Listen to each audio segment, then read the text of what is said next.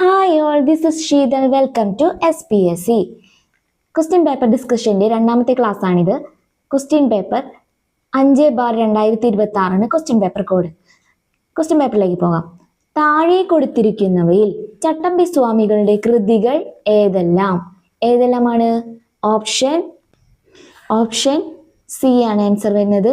2 മാത്രം. പ്രാചീന മലയാളം ആദിഭാഷ. ആത്മോപദേശ ശതകന്മാരുടെയാണ് ശ്രീനാരായണ ഗുരുവിന്റെയാണ് ആത്മോപദേശ ശതകം. ഇനി അഖിലത്തിരുട്ട്, അരുൾനൂൽ എന്നിവയൊക്കെ വൈകുണ്ഠ സ്വാമി. ഇനി ചട്ടമ്പി സ്വാമികളുടെ കൃതികൾ നോക്കിയാലോ?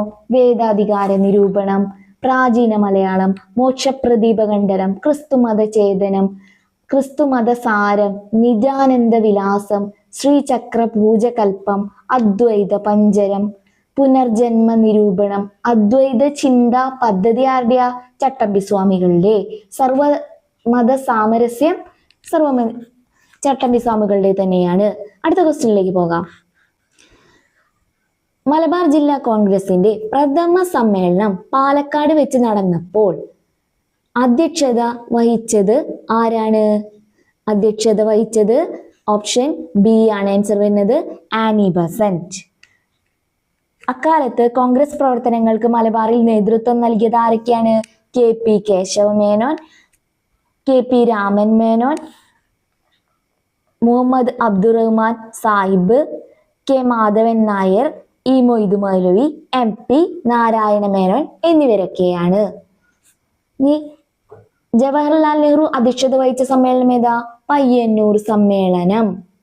1928 നടന്ന പയ്യന്നൂർ സമ്മേളനത്തിലാണ് ജവഹർലാൽ നെഹ്റു അധ്യക്ഷത വഹിച്ചത്. അടുത്ത ക്വസ്റ്റ്യനിലേക്ക് പോകാം. ഇന്ത്യയുടെ നിലവിലെ വിദേശകാര്യ സെക്രട്ടറി ആരാണ്? ഓപ്ഷൻ എ ആണ് ആൻസർ വരുന്നത്. വിക്രം മിർസി. അമിതാഭ് കാന്ത് ആരാണ്? Former CEO of NITI Aayog ആണ് അമിതാഭ് കാന്ത്. അദ്ദേഹത്തിന്റെ ഫേമസ് ബുക്ക് ഉണ്ടല്ലോ, branding India an incredible story. Amitabh Kant. ഇനി Shashi Tharoor member of parliament ആണ്. ജയകുമാർ വരുന്നത് ട്രാവൻകൂർ ദേവസ്വം ബോർഡിന്റെ പ്രസിഡന്റ് ആണ്. ഇനി 4ാമത് ക്വസ്റ്റ്യനിലേക്ക് പോകാം. 1904 ഗാന്ധിജി ഡർബനിൽ നിന്നും ആരംഭിച്ച പത്രം ഏതാണ്? 4ാമത് ഓപ്ഷൻ സി ആണ് ആൻസർ വരുന്നത്. Indian opinion. 4ാമത് ഓപ്ഷൻ സി, ഇന്ത്യൻ ഒപ്പീനിയൻ ആണ് വരുന്നത്. അദ്ദേഹത്തിന്റെ പത്രങ്ങൾ നോക്കാം. Harijan, young India, Navajivan, Indian opinion എന്നിവയൊക്കെ മഹാത്മാഗാന്ധിയുടെയാണ്. സംവാദ് കൗമുദി, മിറാത്തുൽ അക്ബർ എന്നിവയൊക്കെ ആരുടെ പത്രങ്ങളാണ്? മിറാത്തുൽ അക്ബർ ഒക്കെ രാജാറാം മോഹൻ റോയുടെയാണ്. സംവാദ് കൗമുദി, മിറാത്തുൽ അക്ബർ ഒക്കെ. അടുത്ത ക്വസ്റ്റ്യനിലേക്ക് പോകാം. താഴെ കൊടുത്തിരിക്കുന്ന സംഭവങ്ങളെ അവ നടന്ന വർഷങ്ങളുമായി ചേരുംപടി ചേർക്കുക. 5ാമതിന്റെ ഓപ്ഷൻ എ ആണ് ആൻസർ വരുന്നത്. ഓപ്ഷൻ എ ആണ് ആൻസർ വരുന്നത്. 1 ബോസ്റ്റൺ ടീ പാർട്ടി ഏതാ വരുന്നത്? Boston tea party 1773. 2 എ ആണ് വരുന്നത്. അമേരിക്കൻ കോണ്ടിനെന്റൽ കോൺഗ്രസിന്റെ സ്വാതന്ത്ര്യ പ്രഖ്യാപനം എന്നാ നടന്നത്? 1776. പാരീസ് ഉടമ്പടി എന്നാണ്? 1783. ടെന്നീസ് കോർട്ട് പ്രതിജ്ഞ 1789. ബോസ്റ്റൺ ടീ പാർട്ടി നടന്നത് 1773 December 16. Boston tea party 1773 December 16.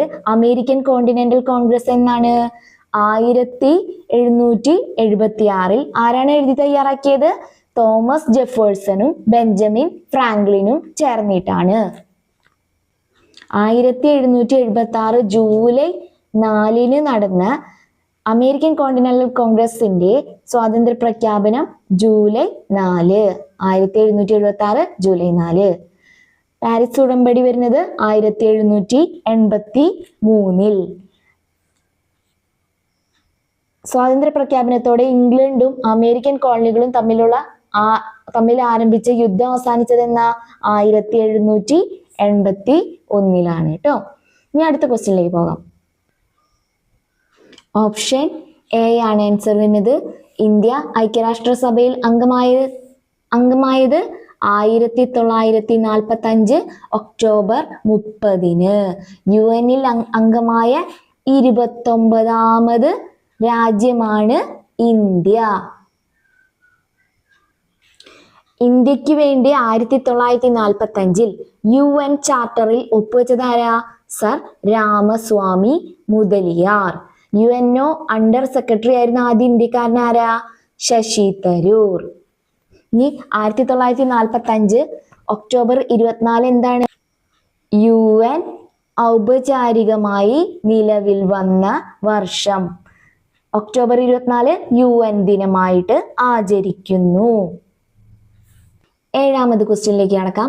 ലോകത്തിലെ ഏറ്റവും ഉയരം കൂടിയ റെയിൽവേ ആർച്ച് ബ്രിഡ്ജ് ഏത് നദിക്ക് മുകളിലാണ്? ഓപ്ഷൻ 7 ഓപ്ഷൻ ഏതാണ്? ബി ആണ് വരുന്നത്. ചെനാബ് നദിക്ക് മുകളിലാണ്. സിന്ധുവിന്റെ ഏറ്റവും വലിയ പോഷക നദി ഏതാ? ചെനാബ്. സിന്ധുവിന്റെ ഏറ്റവും വലിയ പോഷക നദിയാണ് ചെനാബ് എന്ന് പറയുന്നത്. ഇന്ത്യയിലൂടെ ഒഴുകുന്ന സിന്ധുവിന്റെ ഏറ്റവും വലിയ പോഷക നദി അത് സത്ലജ് ആണ്. ഇന്ത്യയിലൂടെ ഒഴുകുന്ന സിന്ധുവിന്റെ ഏറ്റവും വലിയ പോഷക നദി ചോദിച്ചാല് സത്ലജ് ആണ്. 8ാമത് ക്വസ്റ്റ്യൻ നോക്കാം. ഏറ്റവും കൂടുതൽ ജലപാഷ്പം അടങ്ങിയിരിക്കുന്ന അന്തരീക്ഷ മണ്ഡലം ഏതാണ്? 8 സി ആണ് ആൻസർ വരുന്നത്. ഓപ്ഷൻ സി ആണ്. ഏറ്റവും കൂടുതൽ ജലപാഷ്പം അടങ്ങിയിരിക്കുന്ന അന്തരീക്ഷ മണ്ഡലമാണ് ട്രോപ്പോസ്ഫിയർ. ഭൂമിയുടെ ഉപരിതലത്തോട് ചേർന്ന് കാണപ്പെടുന്ന അന്തരീക്ഷപാളിയാണ് ട്രോപ്പോസ്ഫിയർ. മനുഷ്യൻ ഉൾപ്പെടെയുള്ള ജീവജാലങ്ങൾ വസിക്കുന്ന ഏറ്റവും താഴ്ന്ന വിധാനത്തിലുള്ള പാളിയും ചോദിച്ചു കഴിഞ്ഞാൽ ട്രോപ്പോസ്ഫിയർ തന്നെയാണ്. ഓസോൺ പാളി സ്ഥിതി ചെയ്യുന്ന അന്തരീക്ഷ മണ്ഡലം ചോദിച്ചു കഴിഞ്ഞാൽ ഓസോൺ പാളി എവിടെയാണ്? ഓസോൺ പാളി സ്ട്രാറ്റോസ്ഫിയറിൽ. അതുപോലെ തന്നെ ജെറ്റ് വിമാനങ്ങൾ അന്തരീക്ഷ മണ്ഡലവും സ്ട്രാറ്റോസ്ഫിയർ തന്നെയാണ്. ഇനി മിസോസ്ഫിയർ എന്താ? അന്തരീക്ഷത്തിലെ ഏറ്റവും കുറഞ്ഞ താപനില അനുഭവപ്പെടുന്ന അന്തരീക്ഷ പാളിയാണ് മിസോസ്ഫിയർ. ഉൽക്കകൾ മിസോസ്ഫിയറിൽ എത്തുമ്പോൾ എന്താ ചെയ്യുന്നത്? ചാരമാകുന്നു. മിസോസ്ഫിയറിന് മുകളിലുള്ള സംക്രമണ മേഖല എന്താ അറിയപ്പെടുന്നത്? മിസോപാസ്. ഇനി അടുത്ത ക്വസ്റ്റ്യനിലേക്ക് പോകാം. ഇന്ത്യയിലെ ഏറ്റവും നീളം കൂടിയ ദേശീയപാത ഏതാണ്? 9 എ ആണ് ആൻസർ വരുന്നത്. NH44. ഇന്ത്യയിലെ ഏറ്റവും നീളം കൂടിയ ദേശീയപാത NH44. ഇന്ത്യയിലെ ഏറ്റവും നീളം കൂടിയ ദേശീയപാതയുടെ പഴയ പേരെന്താ? NH7. ശ്രീനഗറിനെയും കന്യാകുമാരിയെയും തമ്മിൽ ബന്ധിപ്പിക്കുന്ന ദേശീയപാതയാണ് NH44 എന്നുള്ളത്. 10ാമത് ക്വസ്റ്റ്യൻ നോക്കാം.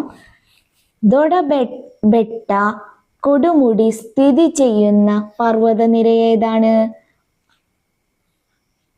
10ാമത് ഓപ്ഷൻ സി ആണ് ആൻസർ വരുന്നത്. നീലഗിരി കുന്നുകളിലാണ് ദൊഡബെട്ട കൊടുമുടി സ്ഥിതി ചെയ്യുന്ന പർവ്വതനിര.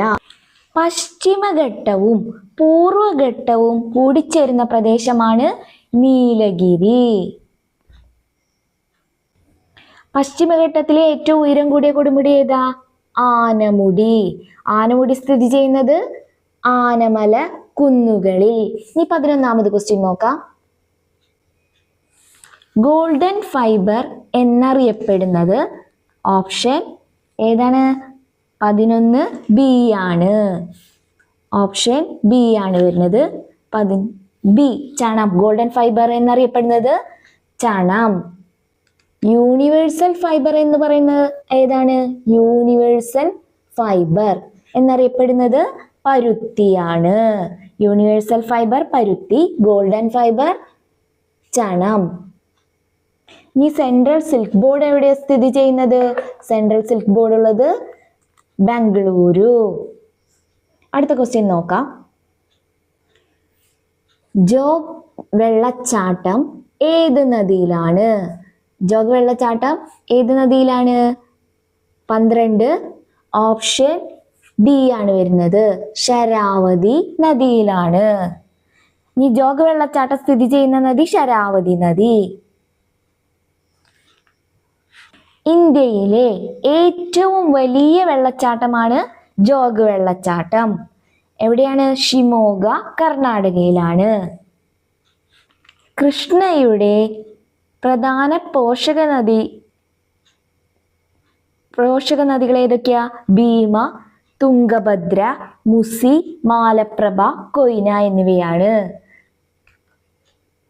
ഇനി കാവേരിയുടെ പോഷക നദി ഏതൊക്കെയാ? കബനി, പാമ്പാർ, അമരാവതി, അർക്കാവതി എന്നിവയൊക്കെയാണ്.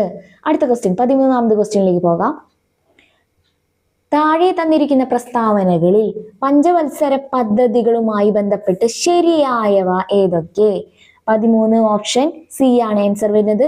1, 2, 3 ശരിയാണ്. സാമ്പത്തിക വളർച്ച, ആധുനികവൽക്കരണം, സ്വാശ്രയത്വം, സമത്വം എന്നിവ ലക്ഷ്യങ്ങളാണ്. ഒന്നാം പഞ്ചവത്സര പദ്ധതിയുടെ കാലയളവ് 1951 മുതൽ 1956 വരെയാണ്. ഇന്ത്യയിൽ തന്നെ നിർമ്മിക്കാൻ കഴിയുന്ന വസ്തുക്കളുടെ ഇറക്കുമതി ഒഴിവാക്കിക്കൊണ്ടുള്ള സ്വാശ്രയത്വ സമീപനമാണ് ആദ്യ 7 ഇന്ത്യൻ പഞ്ചവത്സര പദ്ധതികൾ പ്രാധാന്യം നൽകിയത്. പഞ്ചവത്സര പദ്ധതിയുടെ പ്രധാനപ്പെട്ട ലക്ഷ്യങ്ങൾ എന്തൊക്കെയാ? സാമ്പത്തിക വളർച്ച, ആധുനികവൽക്കരണം, സ്വാശ്രയത്വം, സമത്വം. ഇനി പഞ്ചവത്സര പദ്ധതി ആരംഭിച്ച വർഷം ഏതാ? 1951. പഞ്ചവത്സര പദ്ധതികളുടെ ഉപജ്ഞാതാവ് എന്നറിയപ്പെടുന്നത് ജവഹർലാൽ നെഹ്റു. ജവഹർലാൽ നെഹ്റുവിൻ്റെയാണ് പഞ്ചവത്സര പദ്ധതികൾ. പഞ്ചവത്സര പദ്ധതികൾ രൂപകൽപ്പന ചെയ്യുന്നതും നടപ്പിലാക്കുന്നതും ആരാണ്? ആസൂത്രണ കമ്മീഷനാണ്. അടുത്ത ക്വസ്റ്റ്യൻ നോക്കാം. താഴെ തന്നിരിക്കുന്ന പ്രസ്താവനകളിൽ PC മഹലനോബിസ് എന്ന ശാസ്ത്രജ്ഞനുമായി ബന്ധപ്പെട്ട് ശരിയായവ ഏതൊക്കെയാണ്? 14 ഓപ്ഷൻ ഡി ആണ് ആൻസർ വരുന്നത്. 1, 2, 3 ശരിയാണ്. കൽക്കട്ടയിൽ ഇന്ത്യൻ സ്റ്റാറ്റിസ്റ്റിക്കൽ ഇൻസ്റ്റിറ്റ്യൂട്ട് സ്ഥാപിക്കുകയും സാഖ്യ എന്ന ജേണൽ ആരംഭിക്കുകയും ചെയ്തു. ഇന്ത്യൻ ആസൂത്രണത്തിന്റെ ശില്പി എന്നറിയപ്പെടുന്നു. PC മഹലനോബിസിന്റെ വികസന ആസൂത്രണ നയം 2ാം പഞ്ചവത്സര പദ്ധതിയിലാണ് മുന്നോട്ട് വെച്ചത്. മഹലനോബിസ് മാതൃക എന്ന് പറയുന്നത് 2ാം പഞ്ചവത്സര പദ്ധതിയാണ്. 1953 അദ്ദേഹം മഹലനോബിസ് മാതൃക അവതരിപ്പിക്കുന്നത്. 15ാമത് ക്വസ്റ്റ്യൻ നോക്കാം.